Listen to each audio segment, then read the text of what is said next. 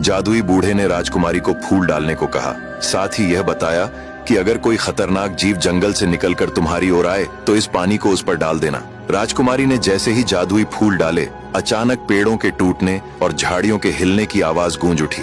राजकुमारी चौंक कर खड़ी हो गई। सामने से एक भयानक भेड़िया उसकी ओर दौड़ता हुआ आ रहा था। राजकुमारी कांपते हाथों से पानी उठाती है और जैसे ही भेड़िया उसके करीब आता है, वह पानी उसके ऊपर पलट देती है। पल भर में एक चमत्कार होता है। भेड़िए की खाल जमीन पर गिरती है और उसके भीतर से एक सुंदर युवक प्रकट होता है। वह और कोई नहीं, वही राजकुमार था जिसे जादुई श्राप से जादूगरनी रानी ने वियर वुल्फ बना दिया था। राजकुमारी उसे देखकर आंसुओं से भर जाती है और दोनों खुशी से गले लग जाते हैं। लंबे समय बाद उनका मिलन होता है। सुबह हुई तो बूढ़े ने कहा, ओ राजकुमारी, नीचे देखो, जो घोड़े पर आ रहा है वह तुम्हारे पिता का दूत है। राजा खुद भी सेना लेकर पीछे आ रहे हैं। राजकुमारी अपने पिता से मिलने के लिए पहाड़ी से उतरना चाहती थी, पर बूढ़े ने रोका।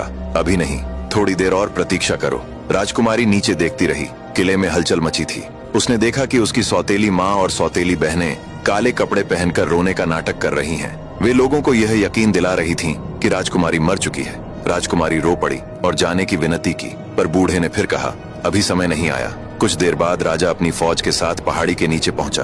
बूढ़े ने कहा, अब जाकर भेड़िए की खाल उठा लाओ। राजकुमारी ने खाल उठाई और बूढ़े के कहने पर पहाड़ी के किनारे से नीचे फेंक दी। जैसे ही वह खाल नीचे खड़ी सौतेली माँ और उसकी दोनों बेटियों पर गिरी, एक भयावह दृश्य हुआ। तीनों की शक्लें बदल गईं और वे वियर वुल्फ बनकर जंगली आवाजें निकालते हुए जंगल की ओर भाग गईं। राजा ने ऊपर देखा, पहाड़ी पर उसकी बेटी खड़ी थी। पहले तो उसे विश्वास नहीं हुआ, फिर वह घोड़े से उतरकर दौड़ा और अपनी बेटी को पुकारा। राजकुमारी भागती हुई नीचे आई और पिता के गले लग गई। राजकुमार ने भी उन्हें प्रणाम किया। सबकी आंखों से खुशी के आंसू बह निकले।